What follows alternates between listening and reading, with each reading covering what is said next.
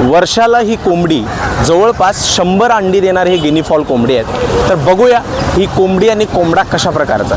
हे आहेत guinea fall, याच्यामध्ये ब्लॅक आणि वरतून असा व्हाईट कलरचा डॉट डॉट येतो आणि याच्यामध्ये व्हाईट पण येतो, पूर्ण व्हाईट पण गिनी फॉल येतो। पण हा तुम्हाला शेतावर चांगलं संरक्षण करण्यासाठी चांगला आहे, की साप विंचू ह्याच्यासाठी पण हा किड्या मुंग्यांसाठी सगळं चांगलं आहे, गोचीड वगैरे त्यासाठी पण सगळ्यात एक नंबर बेस्ट हा पक्षी आहे। हे काही खातं उकरून, हे किडे मुंगी काही खाणारा पक्षी आहे। तर वजन जातं साधारण 2 किलोपर्यंत।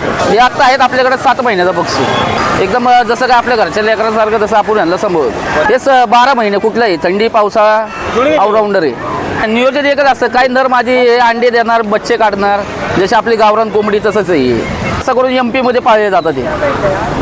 त्या साईडला कसं भाताची शेती वगैरे असते ना, त्या साईडला जास्त किड्या मुंग्यांसाठी हे चांगले असतात। अंडे हे आपले गावरान 10-12 अंडी देणार, पिल्लं काढणार, अंड्यावर बसणार, खुडूक होणार, तसंच यायचं। रोजचं एक अंडं देतात, अंडं खुडूक होणार, 10-12 अंडी देणार, तर त्याचं परत हायचेच चालू कोंबडीसारखं। वर्षभरात किती अंडी देतात? वर्षभरात आता बघा ना, अंदाज लावा ना, दिने 10-12 दिले, परत 2-3 महिने खुडूक, त्यानंतर तोच हिशोब होतो गावरान कोंबडीसारखा। अंडी देते का? हो देतं एका वर्षात? हो।